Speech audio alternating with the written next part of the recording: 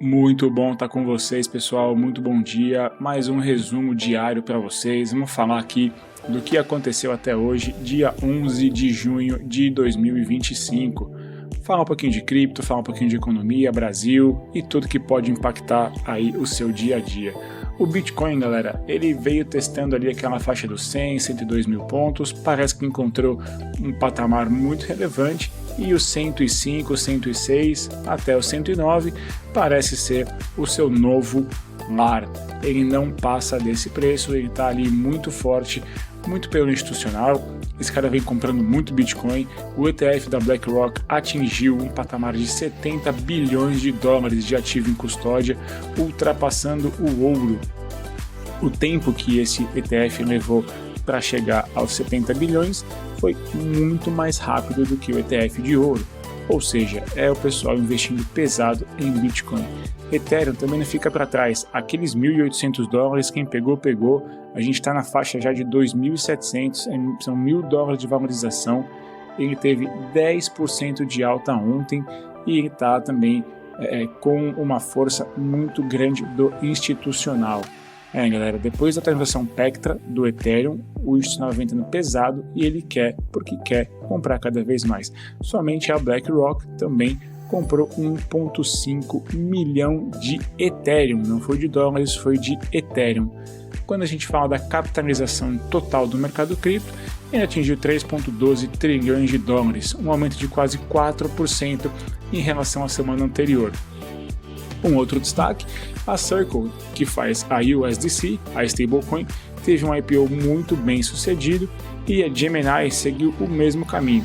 Quando a gente fala de ETFs, a Trump Media avançou para registrar um ETF de Bitcoin. O Trump está aí, não está parado não. E grandes bancos como o Société Générale e o JP Morgan também anunciaram iniciativas no espaço cripto. No caso do JP, eles estão pensando em aceitar Bitcoin, ETFs de Bitcoin, como garantia de operação. Ou seja, você vai poder deixar o seu ETF de Bitcoin como garantia. Já na parte regulatória do mundo como um todo, o Reino Unido ele suspendeu a proibição de ETNs de cripto para o varejo. E aqui no Brasil, a B3 vai listar fundos de Ethereum e Solana a partir do dia 16 de junho.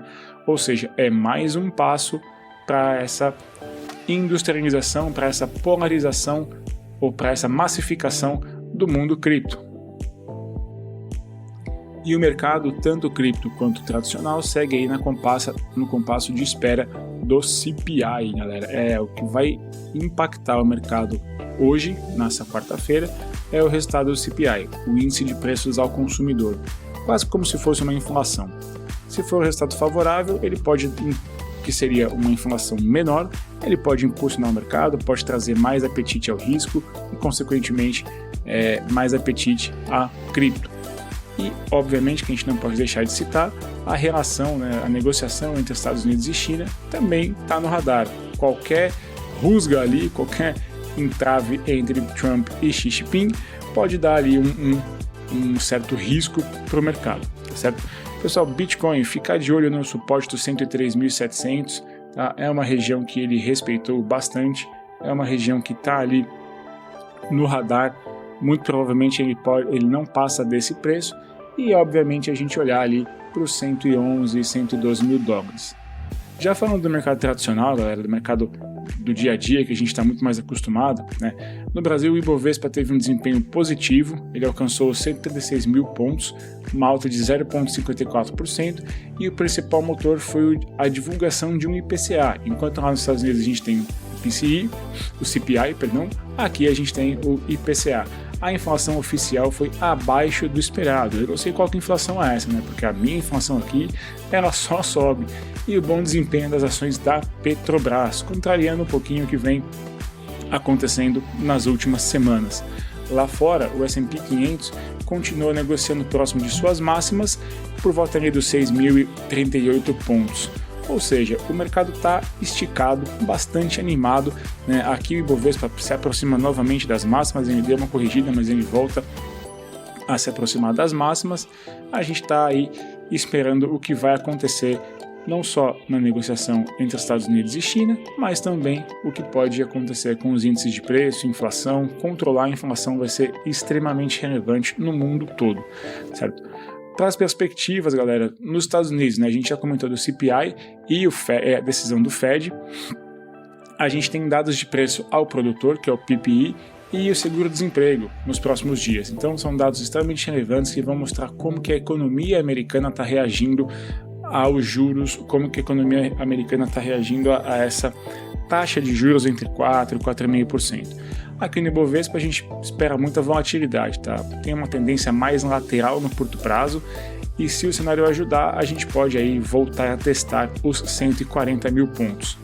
Já no S&P, muito sensível. Qualquer dado de inflação diferente do que o mercado espera, ou o Fed dizendo que pode não cortar juros ou pode postergar um pouquinho o corte de juros, vai fazer com que o S&P dê uma balançada. Galera, em resumo, acho que a palavra principal do dia de hoje é cautela. Ninguém sabe o que vai acontecer, tá todo mundo esperando dados de inflação, dados de desemprego, esperando para entender como que a economia está reagindo ou não, e isso vai ditar os próximos passos, pelo menos para essa semana. Tá? Quando a gente fala em cripto, a gente vê muita resiliência do Bitcoin, do Ethereum, a gente vê cripto cada vez mais dentro do mundo tradicional, ou seja, a Binance montou a integração com o Pix, a gente tem stablecoins agora no dia a dia do consumidor, do brasileiro, da pessoa que adota cripto. Então a gente entende que isso é um caminho sem volta, é uma coisa que vai cada vez mais estar presente no nosso dia a dia.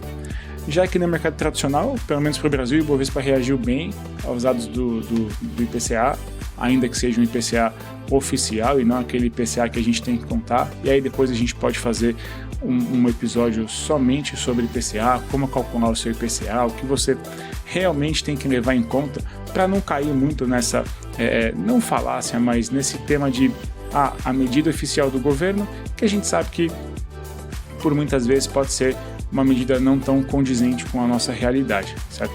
Então, galera, a mensagem principal que eu quero deixar para vocês hoje é a atenção redobrada aos indicadores econômicos. Tá? Qualquer coisa, qualquer soluço pode mudar o investimento, pelo menos de curto prazo. Tá? Então, se você for fazer algum aporte mais pesado, espere um pouquinho, espere entender o que vai acontecer no dia de hoje.